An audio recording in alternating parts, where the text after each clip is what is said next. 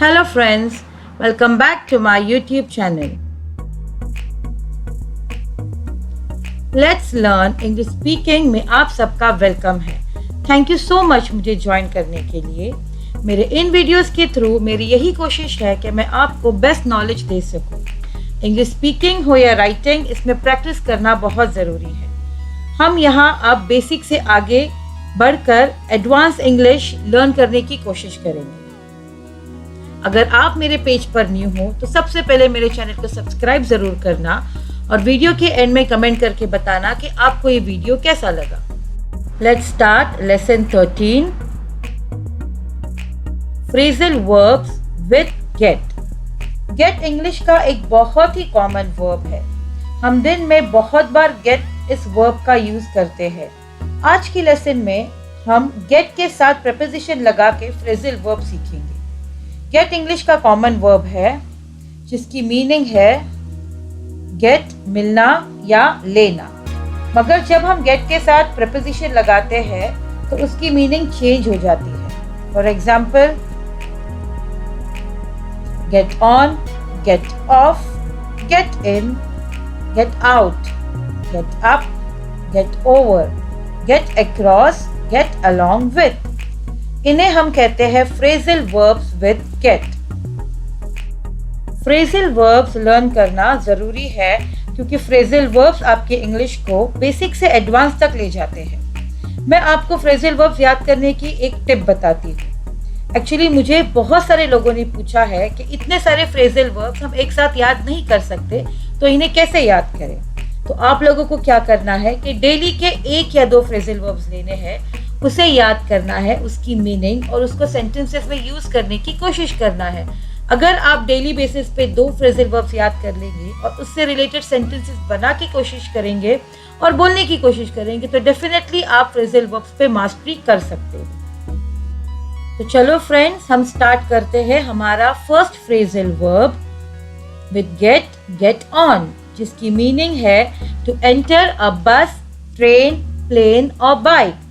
जब हम बस, ट्रेन या प्लेन के अंदर जाते हैं तब हम गेट ऑन का यूज करते हैं। जब हम किसी भी गाड़ी के अंदर चल सकते हैं, फ्रेंड्स ध्यान दो, जब हम किसी भी गाड़ी के अंदर चल सकते हैं तब हम यूज करते हैं gate on.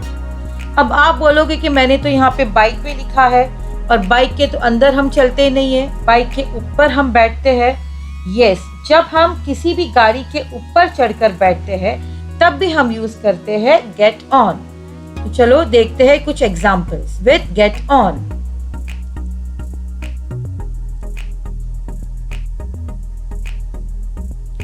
Here is our bus, let's get on.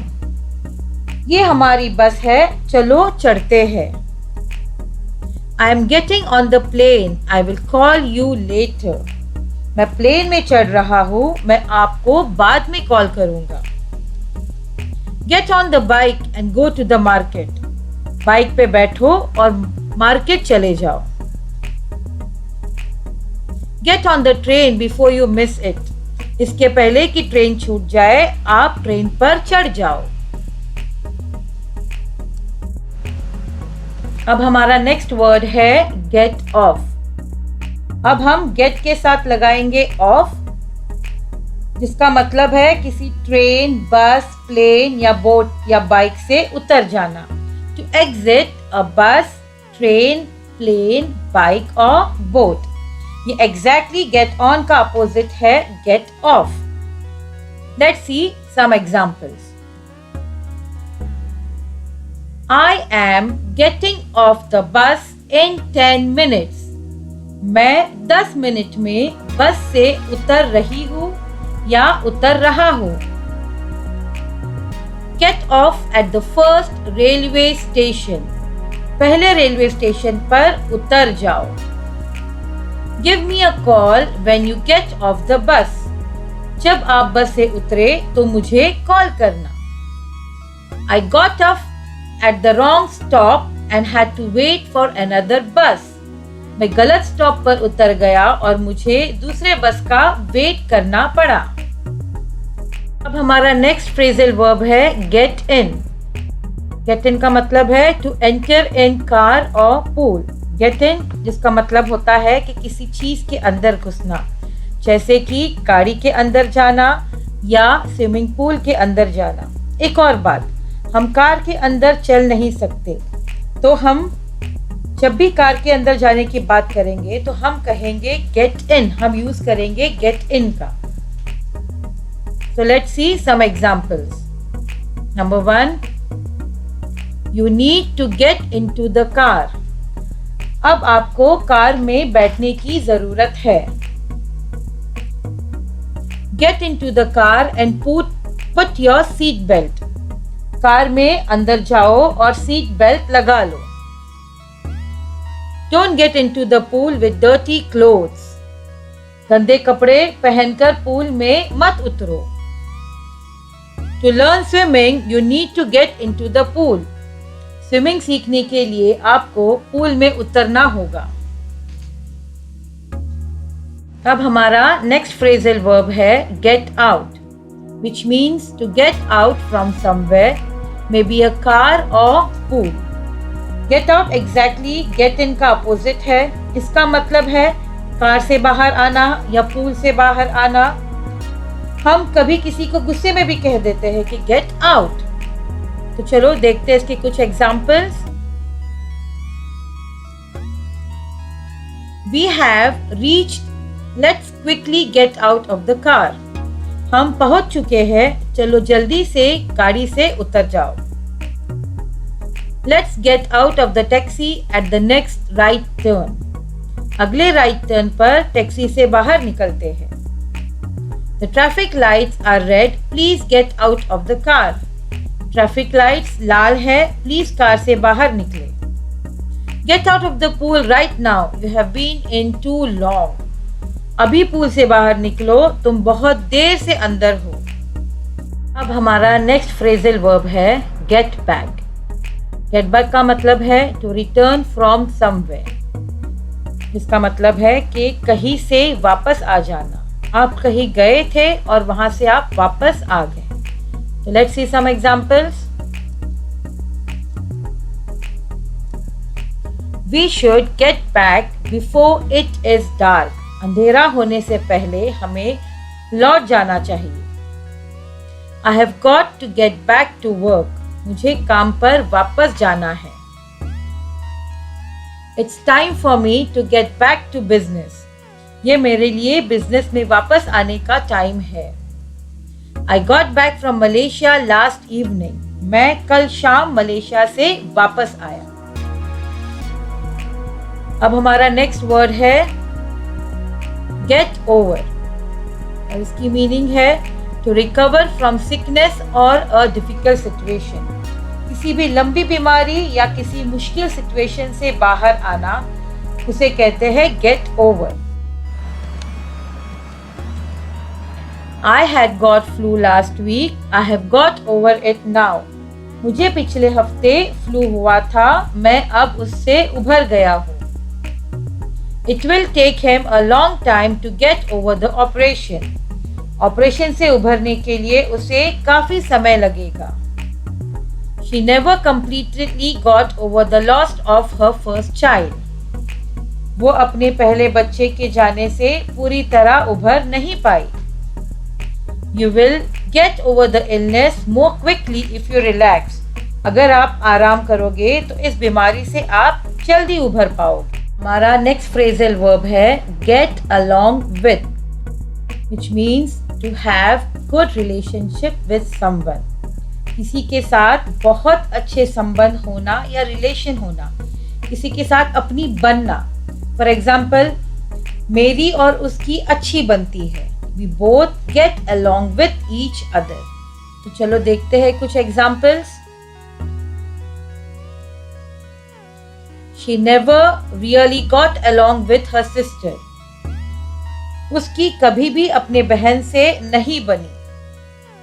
We get along just fine together. हम एक दूसरे के साथ, हमारी एक दूसरे के साथ अच्छी बनती है। I hope I will get along with everyone. मुझे उम्मीद है कि मुझे सबका साथ मिलेगा। He is sincere and easy to get along with. वो ईमानदार है और उसके साथ काम करना आसान है। नेक्स्ट फ्रेजल वर्ब है गेट अक्रॉस। इसका मतलब है to successfully communicate with an idea. इसका मतलब है कि आपके दिमाग में आइडिया आया और उसे आपने सक्सेसफुली प्रेजेंट किया लोगों के सामने। तो चलो इसके एग्जांपल्स देखते हैं। We tried to get our point across, but he just wouldn't listen. हमने अपनी बात समझाने की कोशिश की, लेकिन वो नहीं माने। She usually wastes no time in getting her points across. वो अपने तौर पर अपनी बात रखने में कोई वक्त बर्बाद नहीं करती। I was trying to get across just how much I liked her idea. मैं ये बताने की कोशिश कर रहा था कि मुझे उसकी राय कितनी पसंद आई। हमारा नेक्स्ट फ्रेजल वर्ब है get by, which means to manage things और live life the usual way. Get के आगे जब बाय लगता है तो इसका अलग ही मीनिंग होता है, मतलब कि बस हमारा चल रहा है या गुजारा हो रहा है। Let's see some examples. I am getting by the new life in New Zealand. मैं न्यूजीलैंड में नए जिंदगी से गुजर रही हूँ या एडजस्ट कर रही हूँ। I can just barely get by on my new current salary, so I am thinking about getting a part-time job. मैं अपने करंट सैलरी में मुश्किल से गुजारा कर रही हूँ, इसलिए मैं एक पार्ट टाइम जॉब करने की सोच रही हूँ।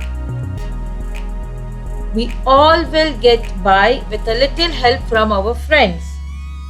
हम सभी अपने दोस्तों से मदद लेकर गुजारा कर लेंगे। हमारा नेक्स्ट वर्ड है get through, which means to get contact with or to make your position strong.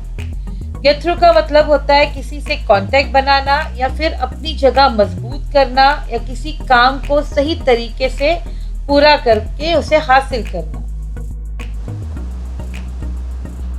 I am not able to get through her number. I have tried several times. मैं उसका नंबर नहीं मिला पा रही हूँ, मैंने काफी बार कोशिश की। I finally managed to get through my driving test. आखिरकार मैंने अपनी ड्राइविंग टेस्ट पास कर ली।